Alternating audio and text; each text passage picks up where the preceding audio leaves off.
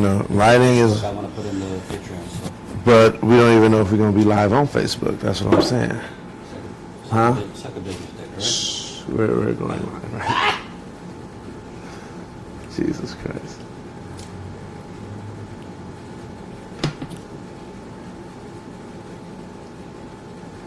Okay, so I think we're live on Periscope. Check your shit. We're live on Periscope. We should be live on Periscope. Your desk look a mess, though. Just make sure they can hear us. We're live on Periscope. Okay. We should be live on Periscope. We got 7 viewers. Really? Yeah. Your desk look a mess, though. My desk look a mess. Good thing you went live before I cleaned the desk. Hold on, folks. We're getting things ready here. Are we live on YouTube, too? Check. You should check. Interesting. Yeah. Oh, look at that. We're live on YouTube. Hello, folks. Take your volume off. It's gonna echo. I was about to do that, Ty Bayless. So what we're doing here, folks, we're going to respond to former President Obama's speech.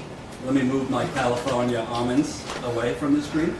We're gonna respond to President Obama's speech, right. But we're also testing because we just got a live view. A live view allows you to go live in the field and have much stronger signal. So you don't see the buffering and the technical problems we've been having. Live view basically allows you to most of the time flawlessly go live with strong signal. So we're trying out a new live view to make sure it's working. So that's why you kind of see me to the side. But Ty will be joining me in a minute, and we will be debating former President Obama's speech, which I have mixed feelings on. And I've already been attacked on the Twitter that during his speech I had commented that if we're keeping it real, folks, Obama came out in support, basically, of Medicare for all during his speech today. His speech was largely a total condemnation of President Trump. He actually used President Trump by name. Oh, you can't hear me? You can't. You got your mic. You got to have the mic. They're not going to hear the mic through. Oh, okay. Let me know if you can hear me now. I was thinking I was going through the computer. How's that? Can you hear me now? Hold on. Better. Hold on. I need to see if I can hear you. Perfect sound now. Hold on. Hold on. Oh, you can talk. Go ahead. I'm going to talk. Let me look in. You can talk. You good. Before Ty joins me, if you didn't watch the former president's speech, it is very uncommon for a former president to come out and criticize the sitting president by name. It's kind of an unwritten rule of presidents that you don't do that. So Obama coming out, criticizing Trump by name, which I believe I heard him mention Trump 3 times, is pretty unprecedented, and I think that's what Obama was actually going for. He was trying to go for the idea of these are not normal times, this is not a normal situation, and that's why a former president, are breaking the precedent of criticizing a sitting president by name. I thought some of his speech I liked, especially the parts where he points out that we cannot follow a president like Trump into the darkness as far as otherizing each other and placing blame for your economic suffering, placing blame for your fears and insecurities on, whether it be Mexicans or Muslims or a lot of the groups. Candidate Trump and President Trump has basically made the boogeyman to rally up racial sentiments. I, of course, agree with that. And I think you don't have to like Obama or his policies, but I definitely like and support him saying that. Not only is the first African-American president, but Trump has stoked levels of racism in this country that were always there, but it wasn't acceptable to actually say them. It wasn't acceptable to actually basically, go openly in Charlottesville holding your torches up as Klan members. Or it wasn't acceptable to be so open, blaming or, vilifying immigrants and Muslims, wanting to ban certain religions from immigration here. Trump has allowed that. So in that regard, I thought former President Obama was spot on in his speech. Where I am probably going to get in trouble by the Obama worshippers, which we have one of them here. Shouldn't you move the camera here so I'm not like side-eye? Side-eye, what do you mean? Like, you see how I'm like, we're not going to be able to be in the frame together if it's over there. Yeah, why? I looked at the frame before we went live. I mean, if I'm right here and you're there, we can be right there. Now, if you're just talking about when we address each other, Yeah. like more have it that way, yeah, we can definitely do it. But if you can see, if you look right now, you'll see me. Okay. Can you see So, me? yeah, you can. Okay. But We can change let's it. clear this crap off. It looks terrible. Well, you talking about this stuff on your desk at your house? Well, I didn't know you were going live. You did know I was going live. You told me to go live. I didn't tell you to go live before I clean this stuff up. Like usual, you do whatever you want. Damn the consequences. Hold on, folks. So, We're good. I can crop it out. Barack Obama. Before we get into the great debate with Ty Bayless and I, a lot of you have been actually asking, where is Ty? Where is Ty? What is Ty doing? A lot of you probably don't even know that I live in New York and Ty lives in LA, and you might not know what Tommy Taihifi Bayless has been working on for our hopefully soon-to-be launch Status Coup. So I want him to tell you what he's been doing. Once he sits down, he's behind the scenes right now. And by the way, this is a super chat, folks. So skip that happy hour, give your money to us, and we will spend it the way you want it, to go out in the field and do real journalism. Chemo, Jordan's a pig, just like me. Do you see this belly, Chemo? Do you see my bloated belly? She's talking about this mess that you have. Oh, yeah. This actually isn't my mess. Jen, my business partner, has been up here. She's got She's got her mess over there. Ty. I just got here last night. Don't play with me. Jen. Oh, Jerry Ross is here. Jerry! My favorite troll is here. That's my dude right there. Love the content, Jordan. Stop being a jerk. Who's being a jerk? Who said that? I don't know. Daniel, thanks for getting this party rolling. $2. Get this super chat rolling. All right, can you sit down so we can talk Okay, here? you the one told me to change the framing. I'm making sure I'm making you happy. I'm happy. I'm happy. That's my entire goal in life. All right, so we're going to get to Obama. We're going to get to some other things. Share this video. Make sure it's out to as many people as possible. And also, if you guys are not signed up yet to my email list, look in the description box. You must sign up for our emails, because there's going to be a lot of news coming as far as our launch for Status Coup, as far as stories we're about to work on. We're also launching a GoFundMe next week. So there's a lot of news coming up, and we want you to know about it first. But you can't know if you don't sign up. So that's the link.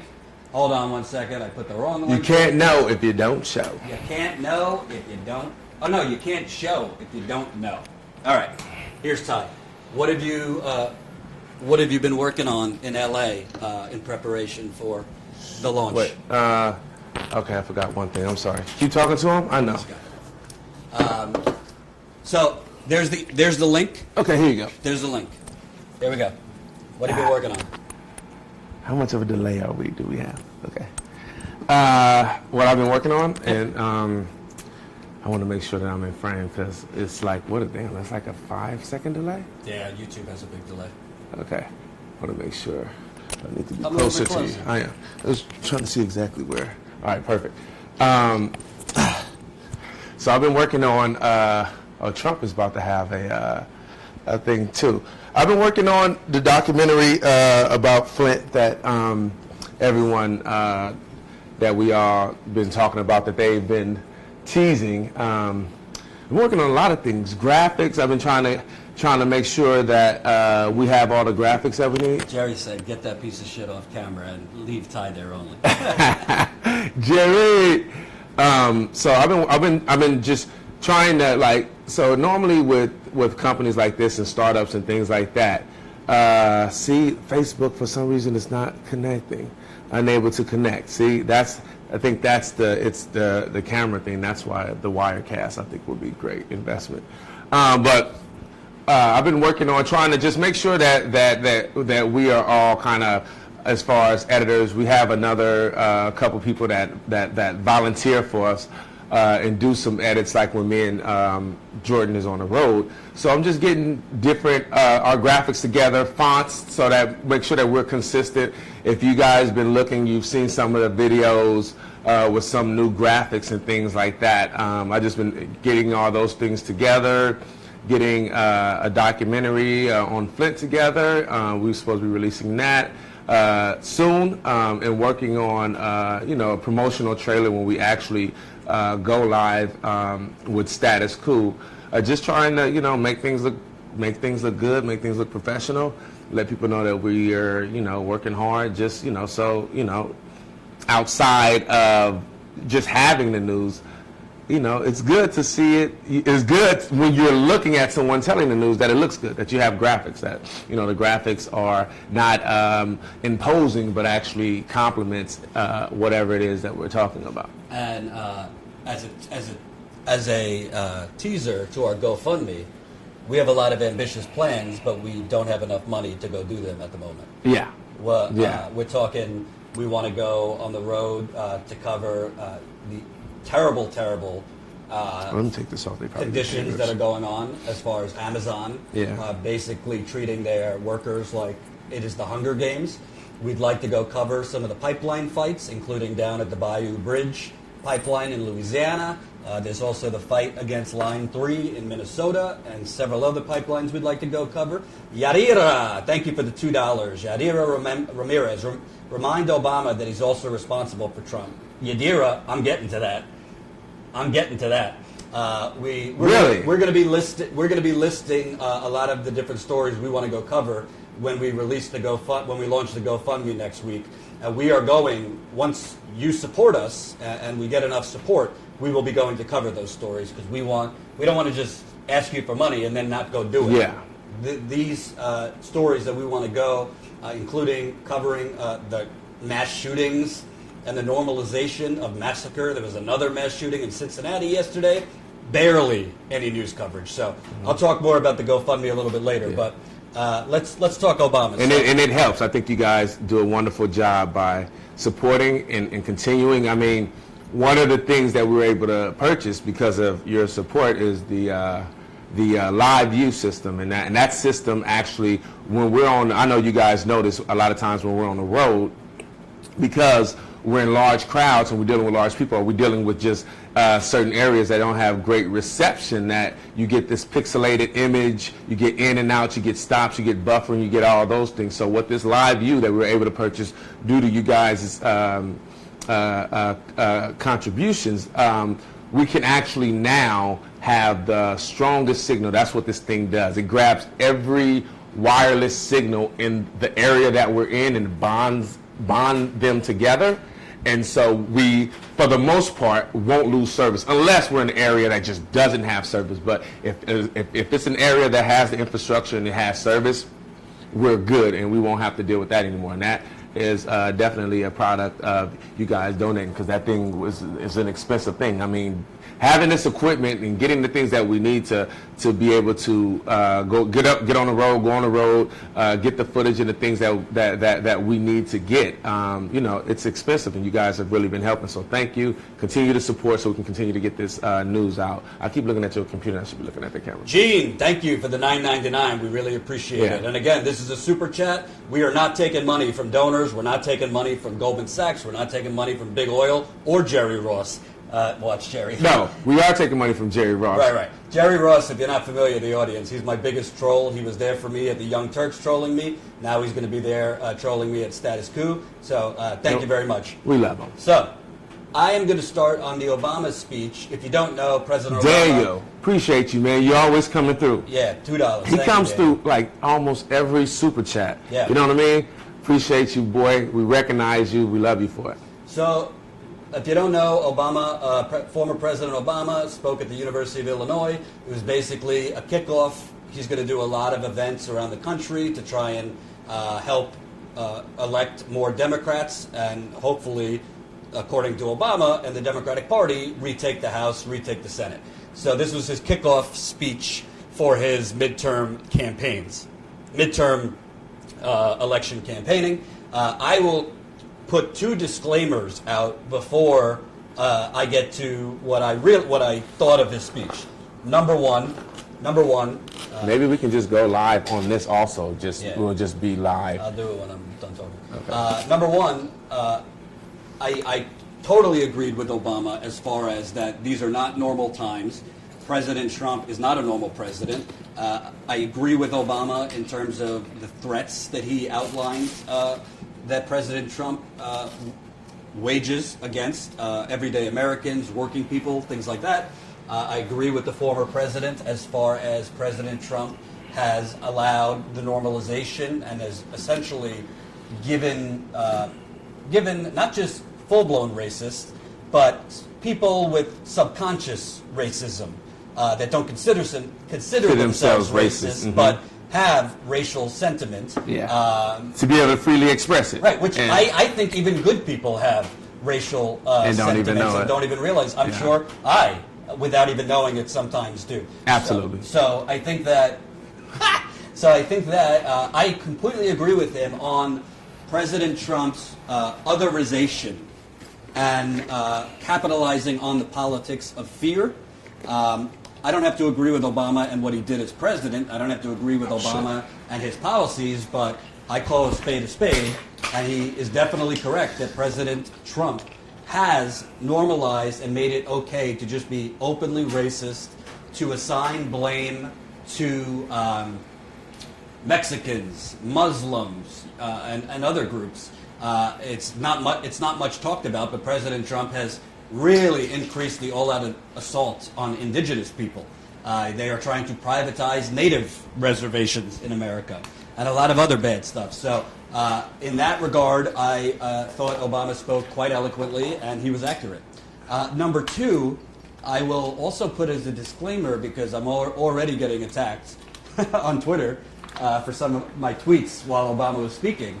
I would like to see the Republican Party out of power. I would like to see President Trump lose re-election.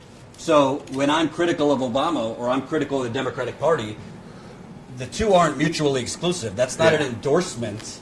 It's not an endorsement of President Trump. It's by criticizing the Democratic Party. Right. It's not an endorsement of Trump, and it's not of saying, like, I would love to see the Republican Party lose power. I would love to see Trump not be reelected. What I think I speak out against, I think others like Jimmy Dore, Kyle Kulinski, the Humanist Report, Jamarl Thomas, Lee Camp, and others, we feel, and I feel, that you cannot defeat extreme conservatism. You cannot defeat extreme fascism with a lighter version of the Republican Party. You cannot defeat that with a more inclusive version of the Republican Party, which frankly the Democratic Party has become over the last 20 years. The Democratic Party is not overtly racist, but many of its policies have had economically oppressive effects on black people and brown people.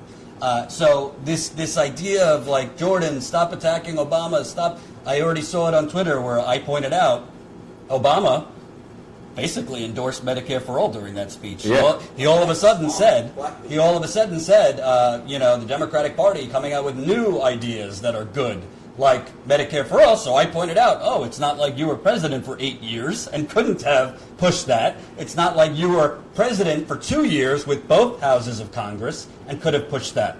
So, Tara May, thank you for the $2. Seeing Obama just makes mad. Tara May was there the other day that you said. Yeah, reminds me of tiramisu. So thanks for the $2, Tara May. The point is, That's good. me criticizing Obama. Yeah, go left. Me criticizing Obama is not a defense of President Trump. With all that said, I have to say I thought his speech, for the most part, was pretty hollow. I thought his speech, for the most part, outside of pointing out the obvious, which I think his leadership and his gift for articulation is very good. Yeah. I think his pointing out the obvious about these are not normal times. This president has preyed on fear, elevated racism. I agree with all of that.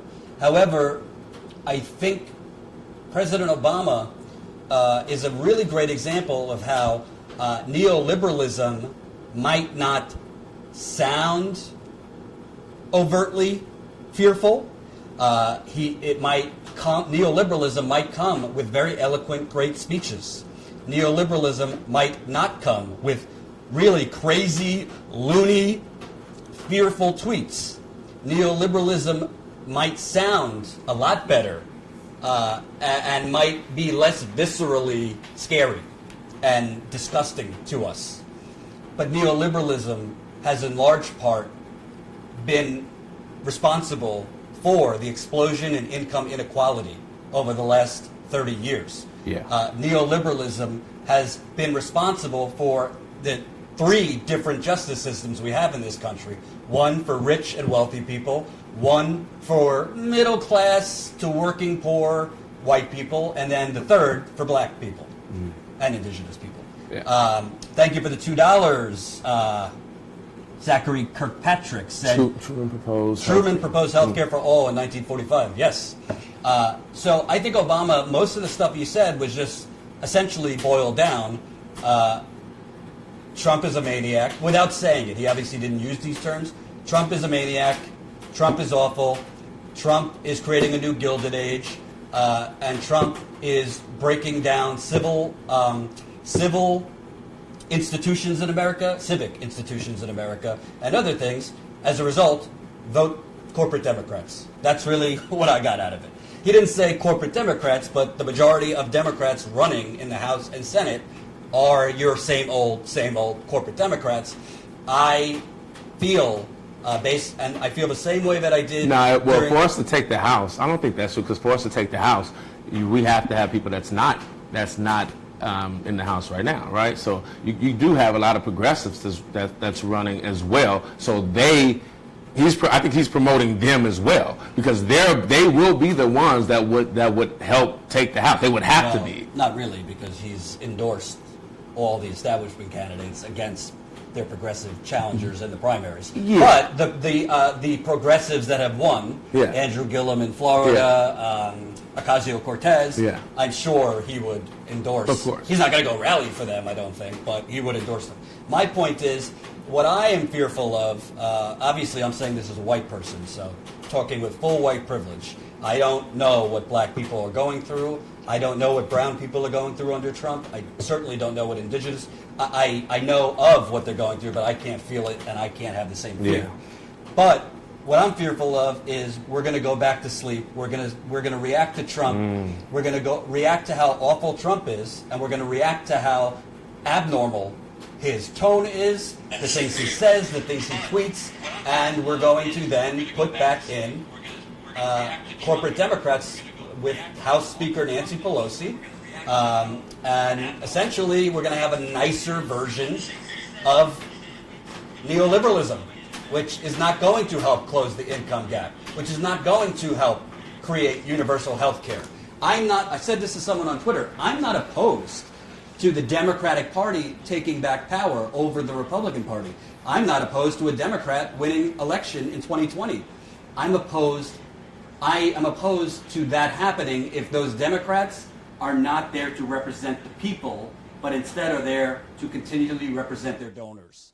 And I have not seen anything from the Democratic Party. I'm not talking about the progressives trying to win election as Democrats. I'm talking about Nancy Pelosi, Chuck Schumer, and the leadership of the Democratic Party. I have not seen anything from them since Hillary Clinton's loss in 2016 that leads me to believe they have learned any lessons about the populist revolt against bought-off government.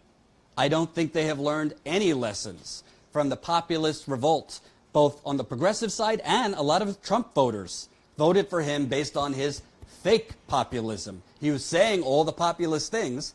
He obviously didn't follow through.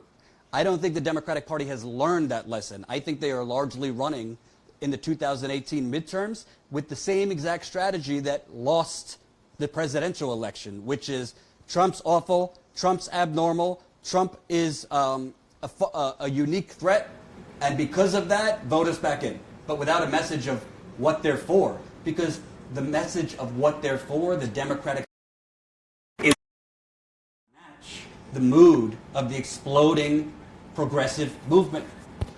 I did a video on this 2 weeks ago, and Ty, I want you to get in so it's not just me talking. I did a video 2 weeks ago. Medicare for All has now reached 70% approval rating. Medicare for All That's has now 70%. reached 70% of all Americans. Yeah. All Americans. 85% among Democrats. 52% among Republicans. That's the first time it has gone over 50% among Republicans. So why isn't every Democrat running on Medicare for All? Well, I'll tell you why, because the majority of them are indebted to their donors. To their donors. So as much as I liked a lot of the things Obama said, I have had the fortune or misfortune, and so have you, to be out in the country. I have seen what's really going on, and just getting rid of Trump and putting back in Nancy Pelosi and Chuck Schumer and the Democratic establishment is not going to close that income gap. It is not going to increase wages, because it hasn't done it over the last 30 years. But see, that's not. I didn't get that was what he was saying. Well, you should put a disclaimer too. What? I put my disclaimer. Oh, that. You should put a disclaimer. Who do you consider? It doesn't. Wait, excuse me. Who do you consider Black Jesus? It doesn't matter. Wait. Who do you consider Black Jesus? Obama. Say it. Obama. So look, I went in on Twitter last week during Aretha Franklin and John McCain's funeral, and going back and forth with some people just talking about why Obama wasn't there. And obviously, a lot of black people have a soft spot in their hearts for Obama, and I do also. But I think because I adore and love him so much, that we don't want to lose. Well, that I would be critical of him. You know, any of my friends that are my true friends that I truly love, if they're out of pocket and they do something wrong, only a friend that cares would then put them to the fire and let them know what they're doing wrong. I wouldn't be a friend, a true friend, if when you did something wrong, I didn't address it and I just let it ride and I act like nothing's going on because you're my friend. It's because I love and respect him that I can criticize him, because I want him to do better. You know what I'm saying? And so I can then push him to do things better. So regardless of how I feel about him, I love you. But if you out of pocket and there's things that, and we've talked about it, I'm going to let you know. I'm not going to just be like, what? Nah, you good. No, I'm going to let you know. I think that's a part of love. You know what I'm saying? It's easy to ridicule someone you hate. Anyone can do that. We do that all day. Mm-hmm. But to ridicule someone you love takes love. It takes genuine love. You know what I'm saying? So, you know, that's how I feel. But anyway, to go back to the point, I don't think that he was necessarily saying go against Trump and put someone that's more establishment. I think generally what he was saying is, no, the future's in your hands. Like, we're here in this situation, we're dealing with what we're dealing with is because you did or did not go out to vote. And so I'm saying that the onus is on you. Regardless of where you vote, you are the creator of the outcome of it. So if you think that because you didn't get the person you wanted in the general, that you shouldn't go and vote, that's wrong. But that goes back to, this is why now we pay attention to primaries. This is why now we pay attention to midterm primaries and generals, because all those things matter. We wait to the general and then we have to pick between one of the two evils. Then it's like, okay, I'm picking someone that I don't want anyway. But if you get in on the primaries, now we can have someone that's on the ticket that we actually support, that we actually care about. And I think that was more of what he was trying to say, is that in addition to a lot, he said a lot, but as far as a call to action for American citizens, people that's not in office and things like that, is that you're the writer of your existence today, and you can't tap out because you didn't pay attention in the primaries, or you didn't pay attention in the midterm elections, and now you're saying my vote doesn't matter. Your vote always matters, and you need to know that your vote matters. And I think he gave some historical context to let you know that your vote matters, because better is worth fighting for. Jenna, by the way, Jenna called me out. You need to give eye contact when anyone speaks to you. This is called respect. I was actually entering the Patreon and the email list on our Facebook. Yeah. It's funny. I always talk to him about that. But normally, if he's not giving eye contact, it's literally because he's doing something. But I think that's still the same thing. Like, if we're talking, don't do anything. Well, the only you do. In this situation, the only time I would be able to enter the information is when I'm not talking. So a few things. Number one, it's called respect. She don't like it. First of all, I completely disagree with you that we are here and got Trump because people didn't come out and vote. Technically, by the way, how do you disagree with that? Wait a minute. First of all, just so the conspiracy theories, because I've admonished Ty for this is not marijuana. Even if it was. It's legal. Yeah. But it's not. It's just a...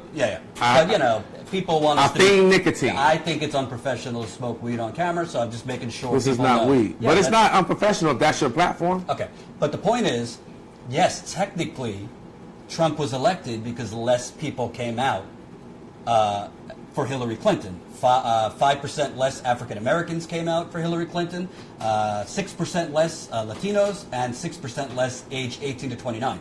On the surface, that is true. Yeah. What I disagree with you on is we didn't get Trump because less people voted. We got Trump because 30 years of neoliberalism and its effects, particularly in those states, Ohio, Michigan, Wisconsin, Pennsylvania. I covered, mostly without you, we weren't together yet, about 40 to 50 Trump rallies. I think he generally said that, though. I think you... No. What I'm saying is, I think Obama was saying we got here because of indifference. He used the phrases, the enemy of progress is indifference, meaning when people don't vote. But I think the difference is President Trump actually got more voters than Mitt Romney did in 2012. Yeah. I don't have the exact numbers, so correct me if I'm wrong. I believe 10% of Obama voters that voted for Obama switched over to Trump. So this isn't just a thing where not enough people came out to vote for Hillary Clinton against Donald Trump. This is a thing. Why did so many people come out to vote for a used car salesman reality TV star? And I could tell you because especially at those rallies in Michigan, I remember it so viscerally. Thank you, Desi Murgy, for the $10 in the super chat. Why even bother to discuss what Obama was saying? Politicians like him rarely mean what they say. He could just keep his hand off the DNC. That would be a net positive. And you think I'm cynical? I agree with a lot of that. I think he definitely... I followed the DNC chair race, and I saw the effects of what he did with Tom Perez and how Tom Perez got the chair.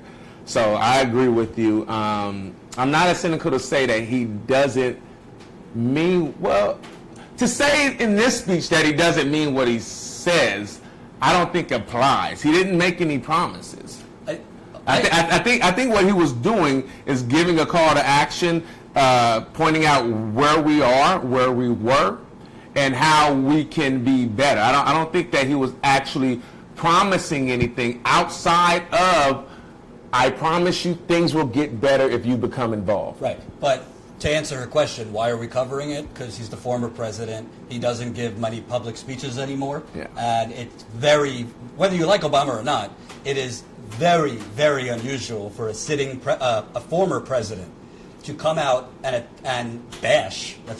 He was bashing Trump. You know what's crazy? By name. That is very newsworthy. We were walking to the store right now. We talked about how, because we were going back and forth about how I felt he needed to, and you were saying, well, it's not. I'm like, well, this is this is not normal times. Normally they don't, and it's not normal times. Like, he needs to step up.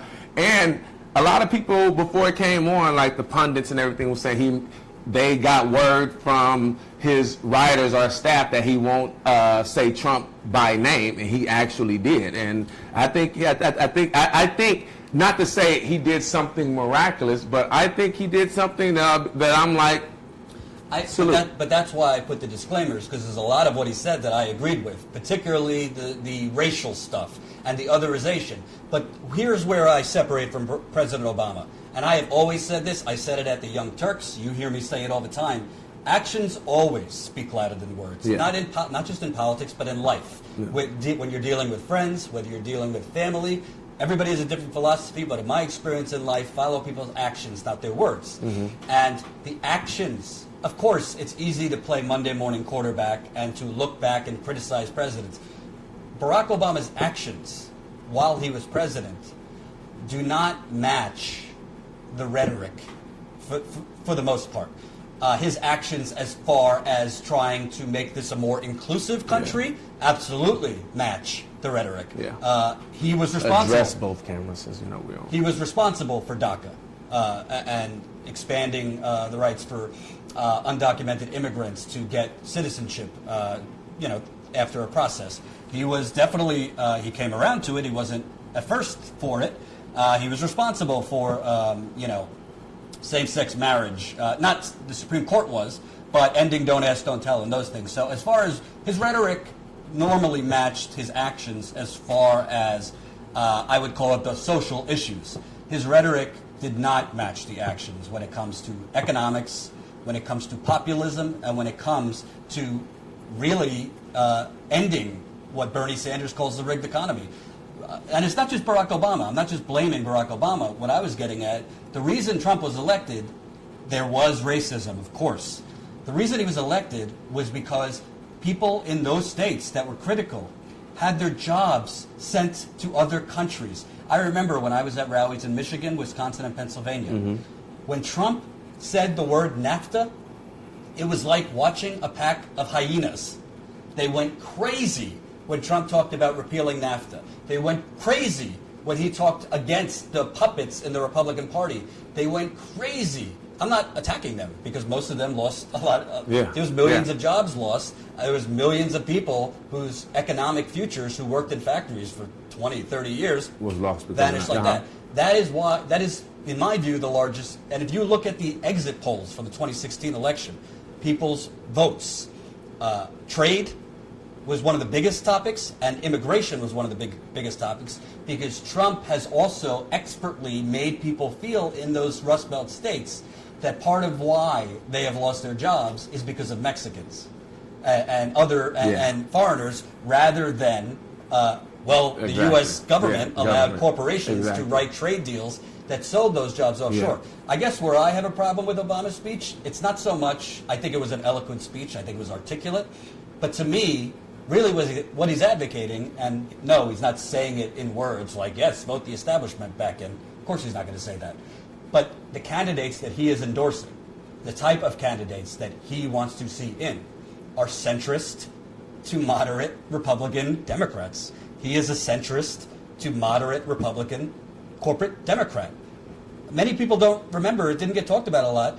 Obama, in his grand bargain negotiations with Mitch McConnell, he was willing to put Social Security cuts on the table.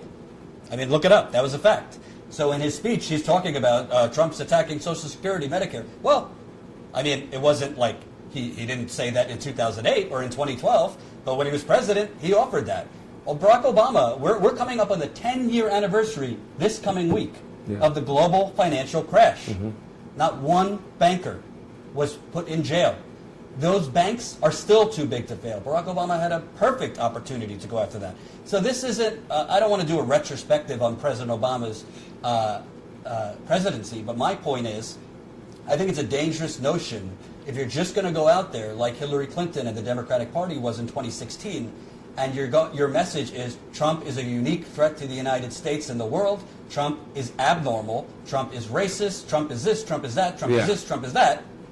But what are you for? Because the Democratic Party, as of today, The Democratic Party's platform does not include Medicare for all.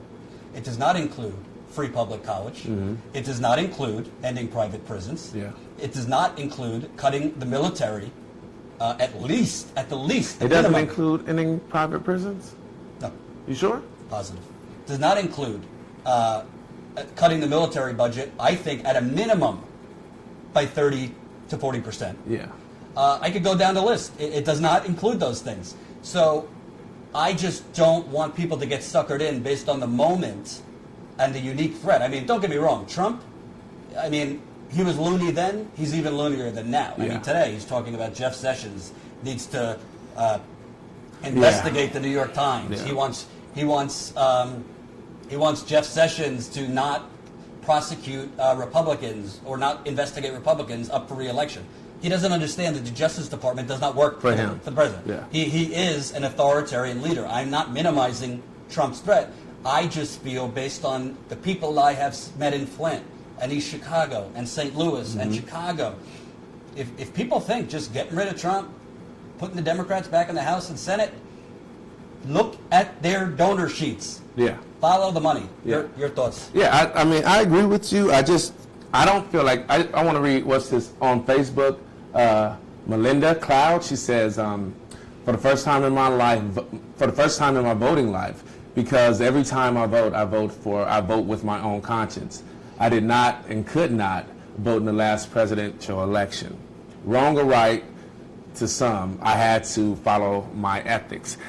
I don't know if wrong or right is part of, I guess wrong or right is a huge part of the argument. Squirrel Lips. Thanks for the $1.99. Love the name too, Squirrel Lips. Squirrel Lips on Facebook. Some of these YouTube names are really. Yeah. So, Melinda, I love you and I appreciate you. Thank you for voting. Yeah. Well, I would say it's wrong.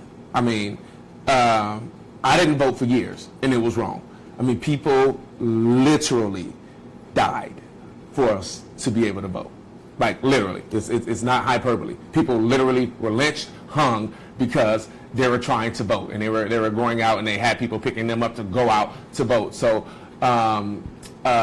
we can't take that for granted. I have a tattoo right here, and if you guys can see, I don't know if they can see it on YouTube, but it says, "Never take for granted the sacrifices made for you," and it has a man hanging from a tree, and it has Martin Luther King and Malcolm X. The man hanging from a tree represents all the people that died, that names that we don't know, and obviously those faces you know, but the yin and the yang, so to speak. But I point this out to say that we can't get to the point and get so far removed where we don't take into consideration what people sacrificed for us to be in this position. So I don't want to get too caught up in that. So I only say that to say, yeah, it wasn't a good thing. You could have voted the Green Party, Jill Stein. I mean, vote. Yeah. Gotta vote. That's another thing, by the way, that I totally agree with his message. Like, vote. Yeah. I'm just saying I don't want to see this notion like, yes, all will be good if we get rid of Trump and the Republicans and just reinsert the same thing we have. No. We should vote. But absolutely, and I don't think Barack said that. But I would say, I think this is why we need to understand how imperative it is to vote in midterms, how imperative it is to vote in primaries. These things are imperative to get the candidates that we want to then back and support, whoever those candidates may be. Like, these things are imperative for us to do. But a majority, I think, I would probably say the past 30, 40 years, 50 years, maybe the existence of this country, where the only people that voted in primaries were older people. The people that voted in local elections were older people. Especially in midterm primaries. The majority of people that vote in midterm primaries, probably up until this year, is older voters. Exactly. Young people rarely vote in midterm elections. I think that's going to change in November. Yeah, I think, no, it absolutely will change. But we don't want it to just be a moment. Like, this needs to be just part of how we interact and act during election season. We have to be involved in all those things because, you know, what Trump said yesterday. Like, if I am impeached, it's your fault because you didn't vote. And I understand it was arrogant, but there's some truth in that. You know what I'm saying? For his base, if they lose the House, it's those people. It's their fault for not, you know, getting people together to vote.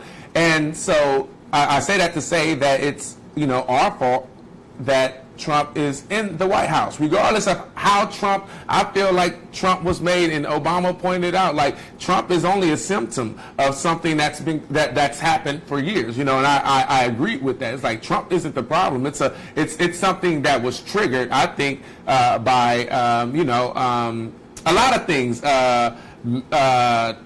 When who went against was it Mitch McConnell? No, who went against Bill Clinton to impeach him? What was the guy's name?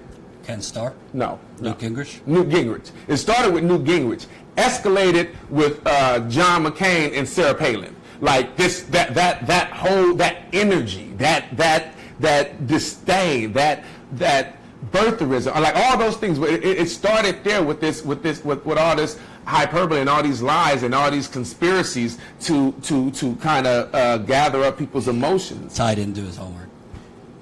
I didn't do Endo says Ty didn't do his homework. About what? About what, Endo? Tell me. But you know, I say that to say that it will be our fault again, just like it is now, if we don't do what we need to do. And we have to pay attention. We can't sit nilly-willy. We can't be indifferent. Yeah. I mean, voting matters. And if not anything else, that people actually gave their lives, not for them to vote, but for their children and grandchildren, and not have to go through what they went through to be able to vote. See, to me, we're in agreement. Everyone should vote, even if you don't vote for the establishment. Like, you could vote third party if you want. I think people should vote their conscience. I don't know where this idea came that the Democratic Party is owed your vote. No party is owed your vote. They have to convince you to vote for them. That's what democracy is. Yeah. You have an exchange of ideas, and people get to vote for whoever convinces them or inspires them or whatever. What I think is really, if you look at history, and part of the problem with not just Obama's speech, but the Democratic Party overall, and I don't say this to insult people who are older in the audience or leave you out, but I'm just stating facts in history. Real change in America and the world, usually the catalyst for that is young people. If you look at putting an end to the Vietnam War, I don't think it would have ended. We're in Afghanistan for 20 years. I think we would have been in Vietnam maybe into the 1980s, if not for the riots and the protests you started seeing in the late 60s. Look at the bus rides. The bus rides started from college students. That's what started the whole civil rights movement. Right. No, it all comes from young energy. It does. And I think that you have to look at today's... They understand, too, like people understand when people get a certain age, they become cynical. They become uninspired. They're not going to do it. It's going to always be the energy of young people to not just be the change, but to even inspire older people to get out to do the things they need to do. By the way, that's not to say that older people aren't part of the equation, because I saw plenty of senior citizens at Bernie events and protests, and I still see them. So it's not to say you're not part of the equation. My point is, the only way, in my view, that you are actually going to defeat the Republican Party, the only way you're actually going to defeat someone like Trump, but most importantly, the only way you're not, more importantly than defeating the Republican Party, more importantly than defeating Trump, the only way you're actually going to get progressive change in this country is if you sell the majority of young people to vote for you.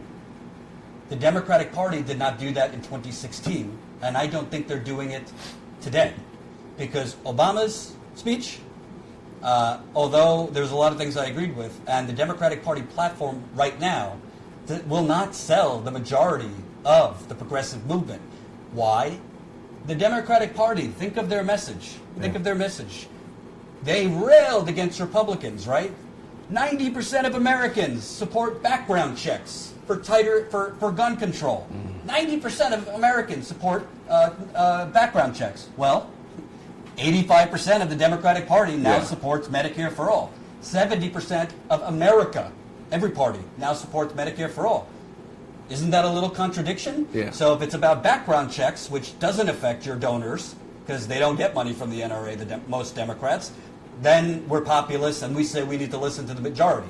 But when it's about Medicare for all the people, which does affect your donors, because you take a lot of money from Big Pharma. Yep. By the way, they take a lot of money from Wall Street, and Wall Street is heavily invested in pharmaceuticals. Then, nothing to see here. It's too soon. It's not pragmatic. As Hillary Clinton waved around, it will never happen. Yeah. That is the problem with the Democratic Party. They are not overall listening to the majority of, forget overall the American people, the majority of the Democratic Party. It's not just Medicare for all. There's other issues, and by the way, a lot of people, and I had to try to straighten them out, after Bernie endorsed Hillary, said Bernie's sold out. None of this would have been possible. None of the progressive explosion you're seeing right now would have been possible without Bernie Sanders. Period, point blank. Period, point blank. And he talked about it too, because not even when I think he was down a few before he started surging over Hillary, he was like, my intention is to get this message out. My intention is to change the political discourse. This needs to be part of the conversation. Like, that's a huge thing. That's so huge. He deserves all the credit in the world, because without that, we would be talking about something else. Right. You know what I'm saying? This wouldn't even be on the table. It would be something that we still thought couldn't be accomplished. Trump said in response to Obama's speech, I fell asleep. That's funny. But he's an asshole.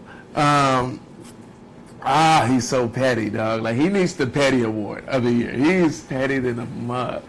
But I guess what I was saying is, the bottom line is this.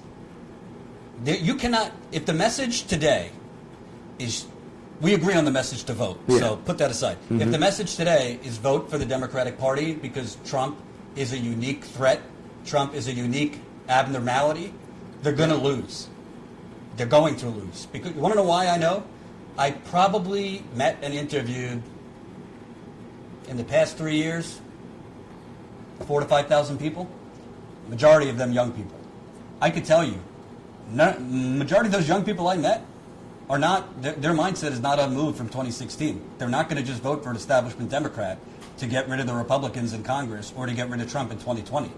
You have to inspire young people. Yeah. And the Democratic Party has not made the fundamental choice. Do we want to move from the old way of doing things, which started in the 1970s and has gone till today, which is basically offering platitudes while cashing checks? Remember, I think over 50% of congressmen's week is spent at call centers dialing for dollars. Yeah. So you're either going to make a choice to move away from basically being servants for your donors and to actually represent the will of the people, which is Medicare for all. Ending public college tuition is polling very well now. Ending private prisons is polling very well now. Cutting military spending is all these things are polling incredibly well, and the Democratic Party is not for any of them. So you have to ask yourself why. You have to ask yourself, is it enough to just be against this authoritarian president? Is it enough to just be against something rather than being for what the majority want and need? Yeah, absolutely. I feel you. I don't think, but see, so when you say, even progressives right now, because we have a two-party system, have to be Democrats. Now, obviously, I understand what you're saying when you say you're talking about the Democratic establishment. No, I'm saying vote Democrat if they're a progressive candidate. Yeah, of course. I'm saying I would happily. I'm not against voting for Democrats. Yeah. I didn't vote, which is a different story. Alexandria Ocasio-Cortez was a Democrat. If I voted, I would have voted for her. Yeah. Same thing. What do you mean you didn't vote? I had some family stuff going on that day. But just got through arguing this with my... No, I agree. I didn't vote. Yeah. But the point is, I'm all for voting for Democrats. I'm saying you better pause and think twice if you're going to vote for a Democrat who does not support things that will actually increase wages. If their message is Trump bad. Yeah. I mean, I see ads now for Attorney General of New York that are all against Trump, not even addressing like not being for anything. Not even addressing and you know about this, not even addressing, I mean, you think St. Louis and these cities are bad? New York is just as bad as far as racism and police brutality and arresting black people for like weed and things like that. So you can't beat extreme conservatism or authoritarianism or fascism by simply being against it. What are you for? Exactly.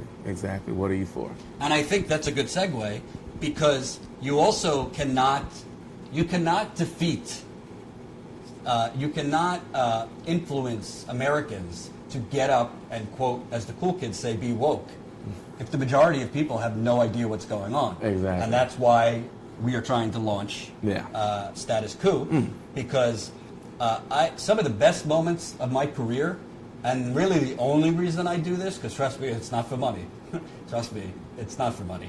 I wish we had a little more money, but that's a different story. I remember being at Standing Rock and dozens of people coming up to me and saying, I saw your video and I decided to come. Some of them said, I saw your video and literally just jumped in the car. So many people say that, I can't tell you, when we were at the People's Summit, while we were both at the Young Turks, and people came up to our booth and were like, it was just constant. Just love after love. Like, people were literally like, this is the reason why I got into politics. This is the reason why I'm here right now, because what you guys talk about. Because if you think about it, let's talk about like the People's Summit. Did you see that on the news? No. Exactly. You know what I'm saying? They wouldn't have known about it. You know what I mean? So obviously we're giving a service to people because they're hungry for this shit. They want someone to not just be a pundit, to be objective, but to have a stance, to stand for something, and to tell what happened and then tell how you feel about that, versus, well, we can't call them racist because that isn't, motherfucker, if they quack like a duck and they walk like a duck, it's a duck. You can call your neighbor racist if they did the same thing. What's your problem? And Triana Be Fine, thanks for the $5. Oh, bummer. And the DNC are duplicitous frauds. Why would anyone believe a word he says? I hope Barry chokes on one of those deceitful speeches. I don't call for him choking. Barry Obama, that's his nickname. Really? Yeah, you never heard that? No. I don't want him to choke, but I do think why Barry, though? I do think it's a lot of talk. I don't know. That's always been his nickname that I heard. Barry Obama. Thank you. Oh, Squirrel Lips again. 2018 year of change. I guess my point is why we do this, and that's part of why we're launching a GoFundMe, because the reality is you need funds to do that. Yeah. We were both our last job. We didn't have to worry about fundraising because the company had the money. Yeah. Now we do. So we're going to be doing a GoFundMe, and we're going to list exactly what stories we want to go out and cover, and then we're going to go do them when we have the money. It's as simple as that. But I think that as much as politics is important, a lot of people don't decide to do something because a lot of people don't know what the problems are, because the corporate media, and frankly, they don't know if what's I'm going keeping on. it real, a lot of independent media now are simply covering the same exact things. Let me tell you, every single day. Every place we go, every time I talk to people, rather in California, in Chicago, in Indiana, when I'm like, oh, we just came back from Flint covering the water, that's still going on? That's still going on? 4 years in, that, of course, it's still going on. And people don't know about it because the media don't say anything. I mean, if you guys watched Aretha Franklin's funeral, I'm not sure if you did, but Judge Mathers, who, well, you guys probably know, he was one of those Judge Judy judges on TV and everything. Oh, can I just tell you? He actually spoke about what? I was just going to say, there's 3 older women that I have a thing for. Joan Rivers, may she rest in peace. Joy Behar on The View. And I love me some Judge Judy. Wait, Joy Behar. On The View. I don't watch The View. Love Judge Judy. Judge Judy. Yeah, she's a firecracker. But he brought up the water and was like, I'm about to go fight. He understands because he's from Detroit. He knows that the water, and actually in Detroit now, the Detroit public school had to shut off the water because they're having high lead levels. High lead and copper levels, yeah. And the superintendent just said the other day, He thinks there might be these types of problems in schools all over the country with high lead and copper, but they're not testing.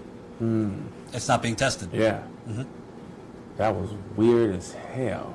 So, yeah, no, but it's the same thing. I mean, whether it be in Flint, whether it be in other... Christy, Judy.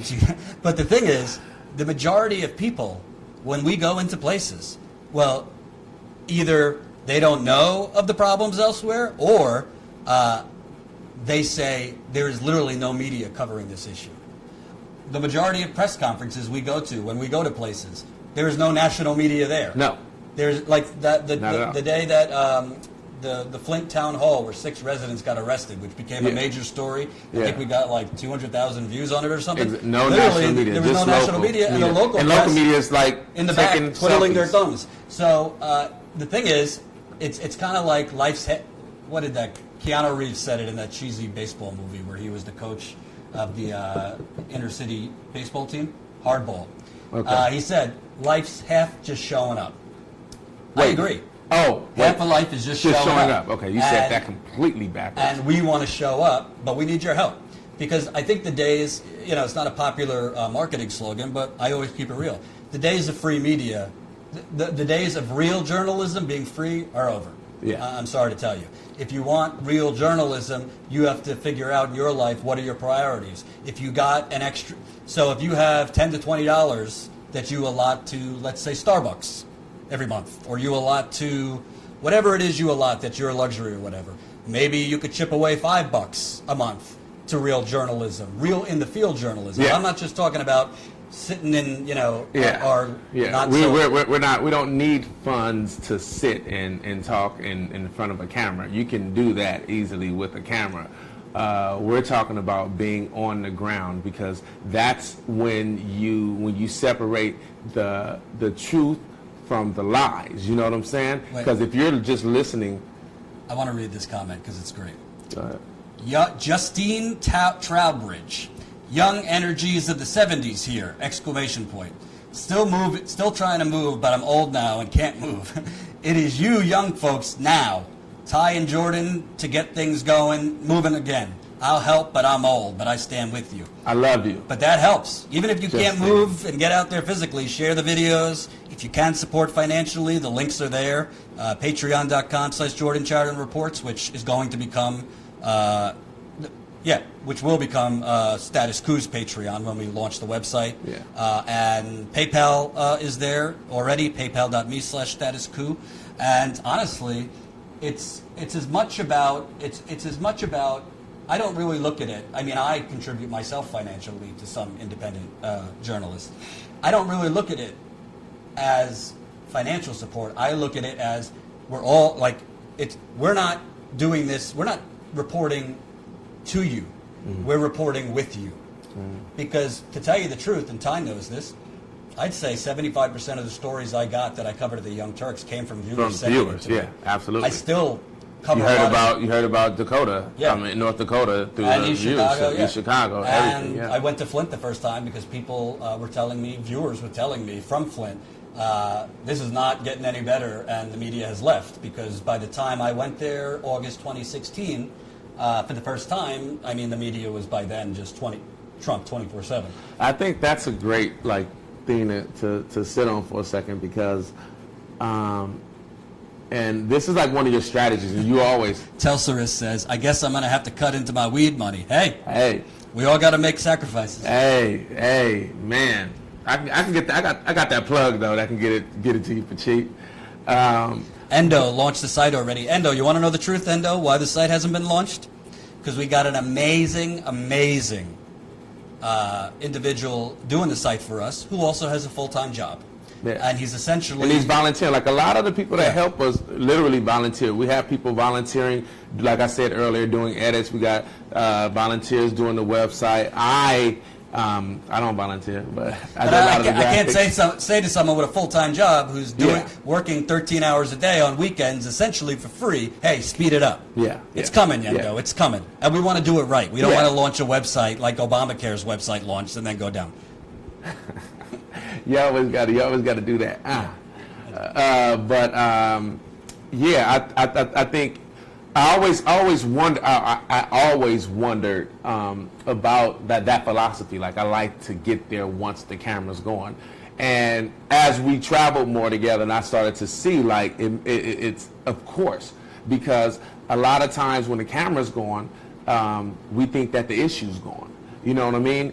And when you're on the ground, you understand that the issue isn't going, and you understand that what you thought you knew about the issue, you really don't, because you've been given misinformation. You know what I mean? Because the information you get from the national media, the mainstream media, comes from the government officials. Of course, government officials, and because they want to look good, they want to make sure that they get reelected. That's their bottom line, is staying in office. So they're going to perpetrate and put out propaganda to make sure to let you guys know that the water's fine, let you guys know that only 67 people died in the hurricane. I mean, this is what they do to try to keep themselves afloat. You know, it's only when you get on the ground and you're there with the people that's actually dealing with it, you know what I mean, to see what's going on, and then you get a true, because like if we talk about like the economy, like this is an example of the economy, people that have to work 2 or 3 jobs to make ends meet, 2 or 3 jobs to make ends meet, when they hear that the economy... A lot of the people watching. Yeah, when they hear that the economy is good, they're looking at you like, what the fuck you talking about? Yeah, I got a job, I got 3 of them, but I don't have time for my children, I don't have time for my marriage, I don't even have time to live life. Like, life isn't just working, but it becomes just that when you're employed but underpaid. Like, that's a huge issue. You know what I'm saying? And if you don't get out and talk to those people, you're gonna think, oh, people are thriving, people are doing great. But when you talk to that person and say, yeah, no, I don't just have 1 job, I have 3 jobs, because I'm only getting paid $8 an hour, or because I'm only getting paid $6 an hour. Certain states that pay a terrible amount. You know what I'm saying? So you have to be on the ground. You have to be out there to understand, and that's what I think. What we do, I think that's what people are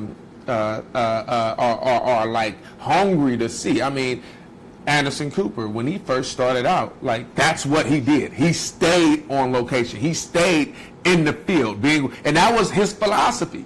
You know what I'm saying? You look at the coverage he did during Katrina. You know, that was his philosophy. I think also, I don't know who said it because the comments are going kind of fast, but somebody said there's, oh no, Pork Chop said there's 0 follow-up in mainstream journalism. It's all like Twitter-like communication. Well, I will say this, and it's been unfortunate because there's I don't want to get into too many details, but let's just say, and Ty could confirm this for you, there's a pretty massive story that together with Jen, my business partner, who's not here, she's here in New York, but she's not here with us right now. There's a pretty massive story that we are on the verge of breaking. It does involve the Flint water crisis. When I say massive, I mean massive as far as it potentially could lead to some criminal prosecutions. It could potentially lead to free water becoming available again.